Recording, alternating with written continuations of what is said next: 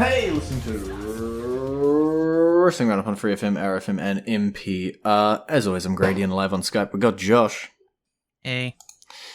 We got a whole bunch of stuff happened on Raw, SmackDown, and NXT. Some actually important stuff that happened on NXT Roadblock that we got to get to as well, but we will start on the blue and red brands.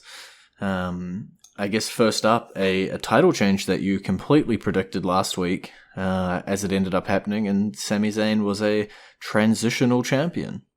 Yeah, that was kind of seen, especially with the whole storyline with Johnny Knoxville.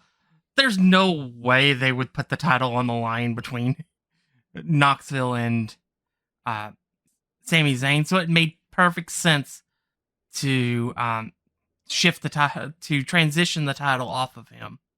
And I really want to see what they can really pull it off with Ricochet. Mm-hmm.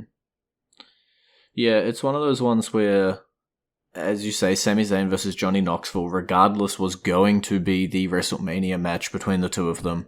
And I believe that's fully locked in, official and everything. And it always feels like Johnny Knoxville would win that match. As with, most celebrity sort of tie-in pieces. And yeah, that would mean putting the title on Johnny Knoxville, which I wouldn't see happening. So Ricochet as the champion, we'll have to see how it goes. Obviously, he's held sort of that mid-card title for all the brands with the NXT North American title, the United States Championship, and the Intercontinental Championship now. If he is meant to be the second face on the company or on the roster for SmackDown, let's see what they do here, because there's only one way to prove it, right? Yep. If you gotta, this is his put up or shut up moment. I think it still requires pulling out some sort of character from him, but we've seen glimpses that it's there. They just have to dig a little deeper. Yeah, I think that really is it with Ricochet. It's like you can see the fully fledged superstar that's in there.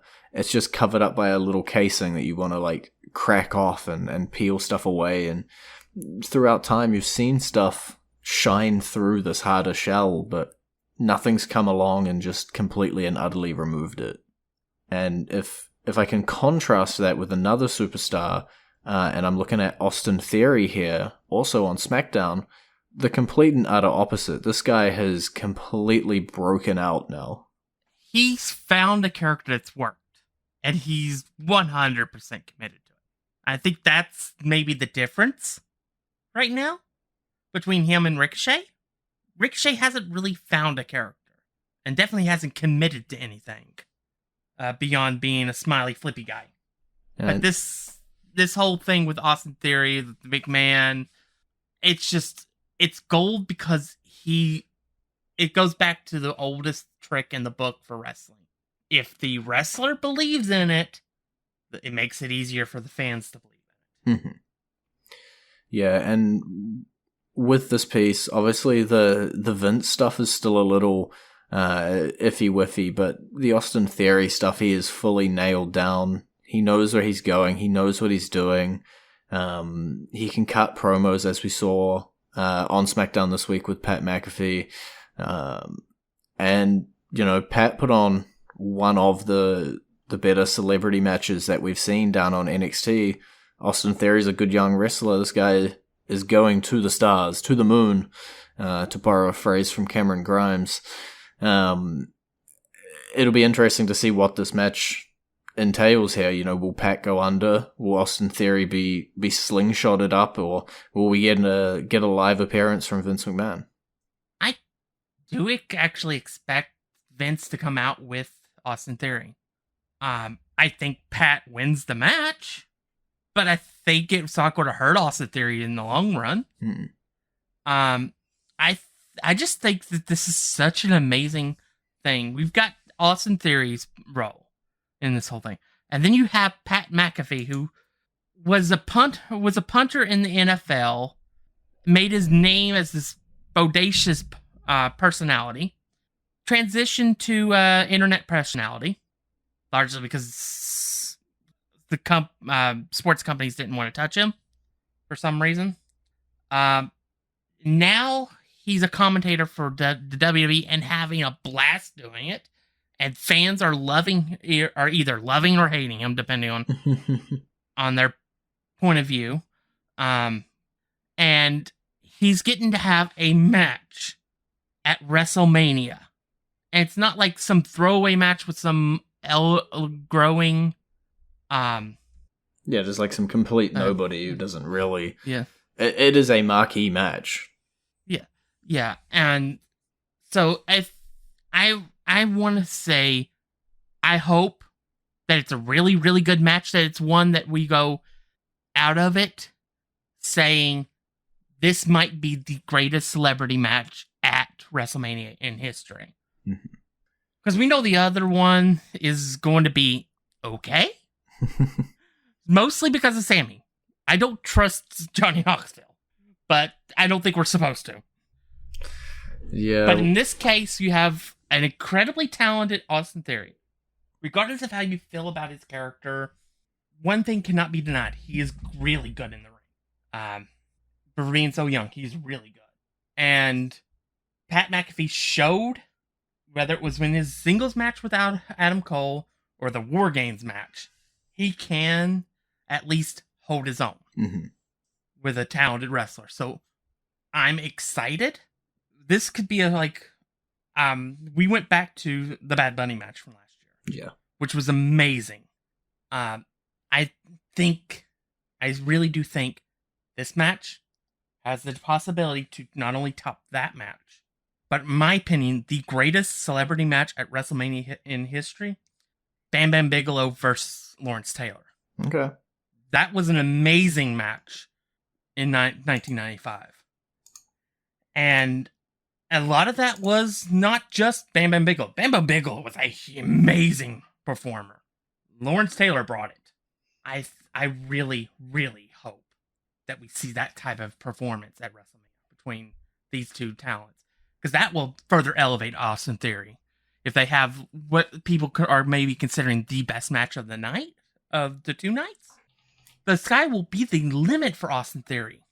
And I already called my shot last week. So, you did. I think that will definitely light that match to that rocket ship. Yeah, I think we honestly see the best celebrity matches when the person comes in and the person has a passion and really wants to deliver an amazing match. Like, that's why Pat did so well versus Adam Cole. That's why Pat did so well in War Games. That's why Bad Bunny did so well, is the guy wanted to come in and absolutely just perform their butt off.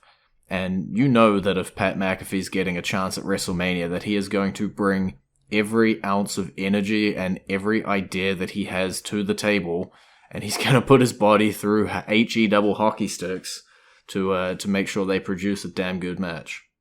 Yeah. The only thing I hope is that they don't overdo it and one of them get hurt. Mm-hmm. That's the one caveat that I have here, is that if they do something like, say, the Spanish Fly move that Pat has done before, but they mess it up, that could seriously injure both of them. Yeah. That's my biggest fear for this match, is an injury. Yeah, we'll have to hopefully see a completely injury-free celebrity match. Hopefully for all three celebrity matches, to be fair, knowing some of the people in the other ones, but hopefully everybody is nice and safe after WrestleMania. But while we're on the topic of WrestleMania, we do have another match that has been altered in this case. The Women's Tag Team Championship match was going to be Sasha Banks and Naomi versus Queen Zelina and Carmella. But this week on Raw, the team of Rhea Ripley and Liv Morgan punched their ticket and will now make that a triple threat Women's Tag Team Championship match. It's Liv time. I like the idea of a triple threat because it gets more of the women on, and it makes it more than just random team A versus the current tag team. The Riot Squad are what remains of the Riot Squad. at least have a reason to be together. So, so let's go for it. Let's do this. Yeah. Liv Morgan and Ripley, yeah. And Rhea Ripley, which is basically the same as Ruby Riott equivalent. In character at least. Let's do it. Let's go with them. Let's further build the tag team division. It's a hard one for me to disagree with, because obviously coming into this, I've talked about my like for Rhea Ripley. I've talked about my like for Liv Morgan. A little maybe sucky that we've paired the two of them straight back up and put them into the tag team division, but if they walk away with the titles, I think I can probably take that disappointment and put it on a shelf for a little while. You have to remember, Liv never got her tag team title match that she earned with Ruby Riott. It's true. So yeah, it at least gets them to do something, and these 6 women that'll be involved in these matches are incredibly talented, so I expect a barn burner. Yeah, we will have to wait and see what they can deliver come April. I'm trying to remember the dates off the top of my head. Is it 4th, 5th? Not 100% sure on that. Come early April, first week of April. I'm going to take this as an opportunity to go into our theme song this week. You might not understand why if you didn't catch NXT, but we will get to it on the other side of the song and we will explain it all for you. But we're going to be playing the theme song of Dolph Ziggler, and that is playing for you right about now.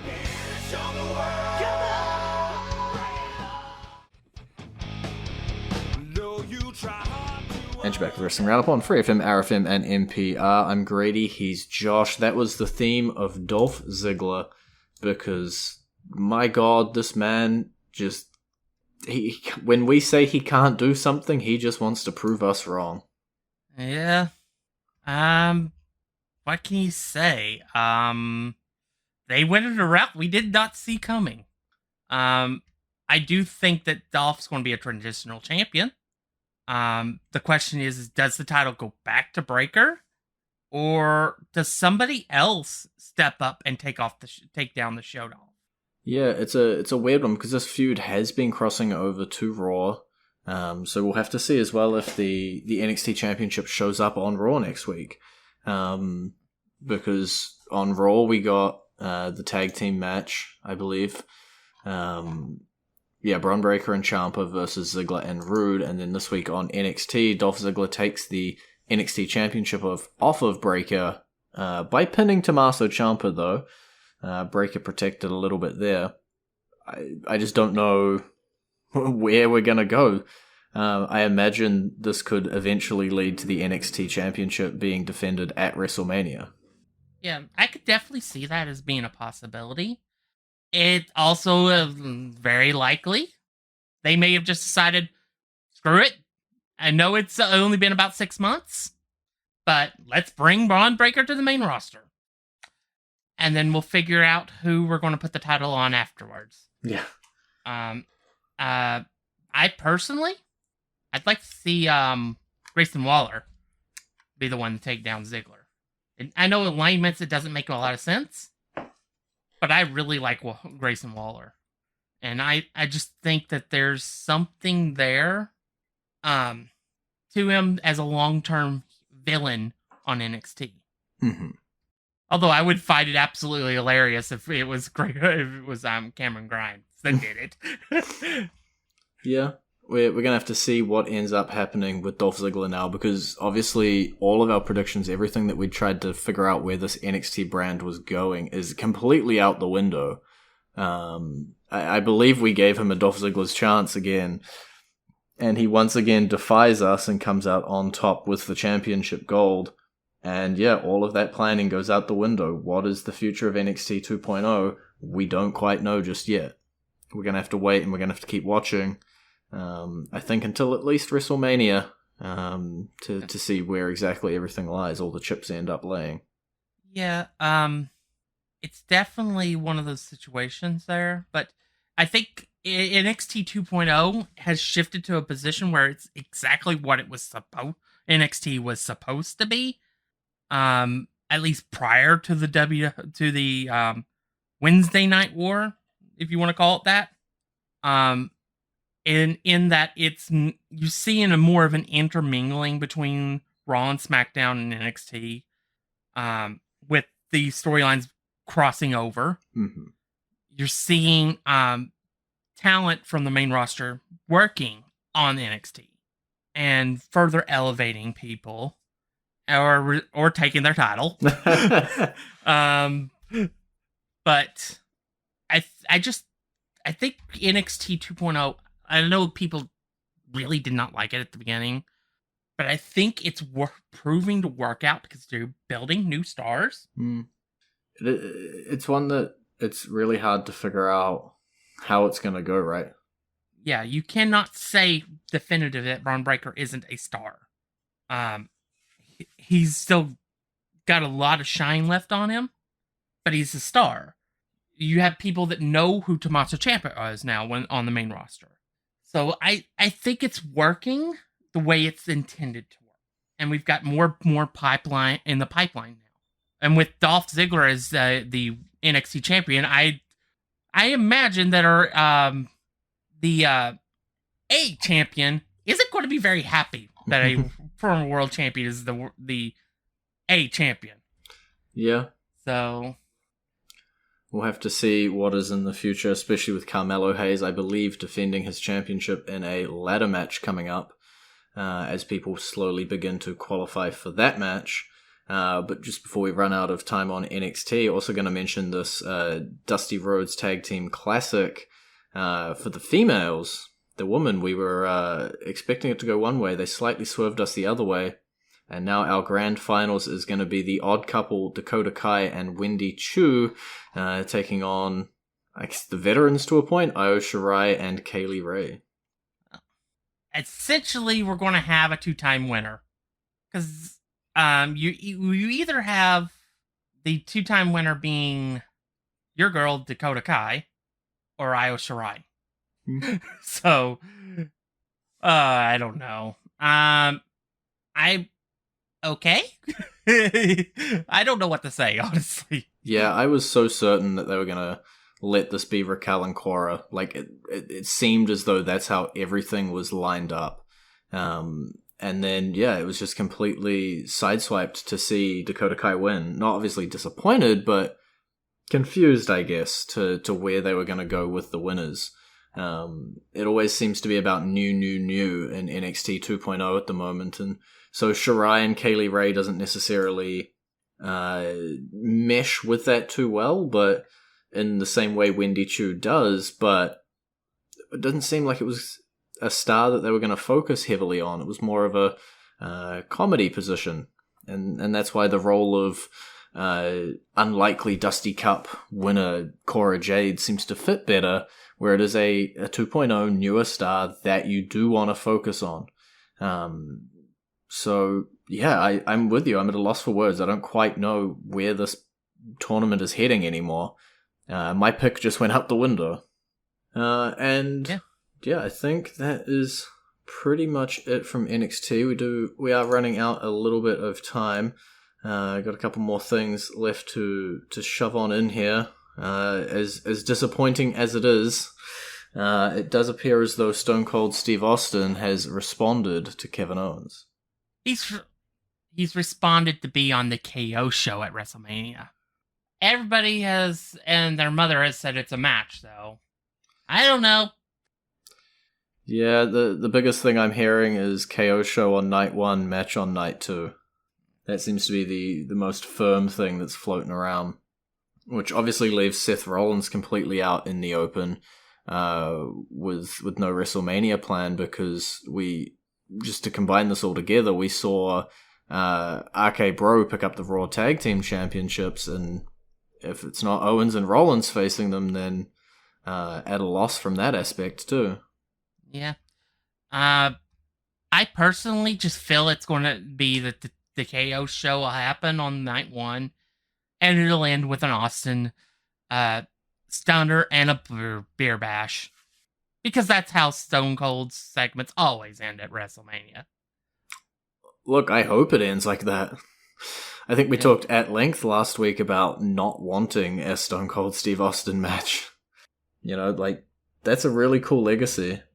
Let's not tarnish that if he can't go.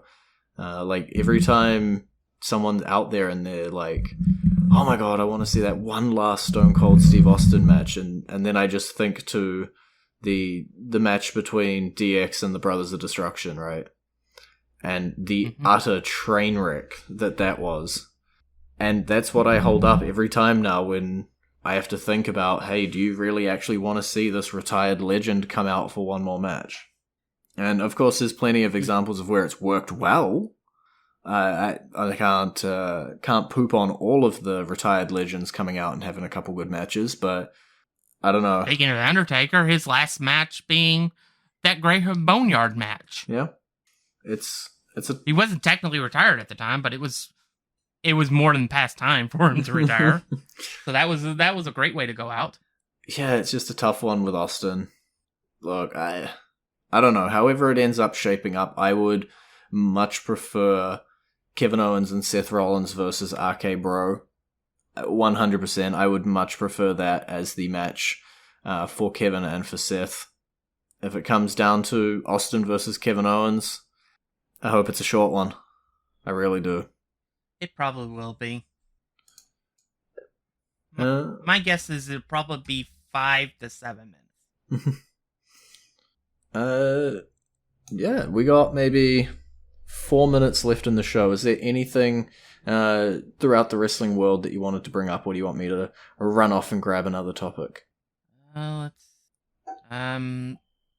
talk about Edge and the darkness. Yeah, we knew Edge was sort of going into this heel form to take on AJ Styles at WrestleMania, but they're really trying to push this whole darkness aspect, you know, like you've pushed me to my dark side kind of thing with him. And I guess when's it cross that line of being a little too over the top? I say to someone who's had a live blank, can't say on radio celebration on Raw. When is it too far? Yeah. Yeah, I mean, we've enjoyed Edge's return. The 2 years since he's returned has been magical. But Edge is finally in a spot and where he's best at. Much like Randy Orton, who is synonymous with this run of Edge, the Edge is best as a heel. He's best when he's manipulating things, when he's the ultimate opportunist. Yeah. And so I think this match with AJ, I think is going to bring out some of the best of Edge that we've seen in the last couple of years, and it'll bring out some of the best of AJ. And we've seen some great stuff from AJ. Yeah, we have, yeah. So I'm excited for the match. I'm more excited for the road to get there. Yeah, I imagine both of them not going to be wrestling a whole lot heading into this road. It is just going to be a whole lot of promo battles and a whole lot of Edge cutting some awesome things and a whole lot of AJ firing back. Yeah. A couple of phenomenal forearms, a spear or two, the whole 9 yards. Yeah, it honestly, if done correctly by both men, this could be match of the nights. I think these two really have what it takes to put on that best match that everybody really enjoys. It is two of the best in the world going at it. Yep. And the very definition of a dream match that's actually happening and has the potential of actually being really good. Mm-hmm. The man you never thought would come back from injury and the man you never thought would be in the WWE is the culmination of two pretty good careers. Going head-to-head at WrestleMania. A Hall of Famer and a definitely future Hall of Famer. 100%. Well, if you've got nothing else to bring up, we are approaching our time, and we should probably aim to wrap up. Let's just mention it, and then we can move on. Your boy Sheamus is getting in the demolition business. Destroyed Big E's ATV. Somehow, I feel like it isn't going to work out well for Sheamus, but it's focusing on him, so I enjoy it. Anytime I get to see Sheamus on my TV. I mean, the last time he had anything to do with Big E was putting him through a car in a last man standing match. So, I think he would have thought he would have learned his lesson, but I guess he's a little naive with his Irish buddy. We'll see what happens to Sheamus next week on SmackDown, or this week on SmackDown, when the show airs. But we are now officially out of time. It's been great talking to you. Bye, B. You can visit our Facebook page, facebook.com/WrestlingRNDup, or our Twitter page, twitter.com/WrestlingRNDup, or our YouTube, youtube.com/WrestlingRNDup. And we will catch you next week.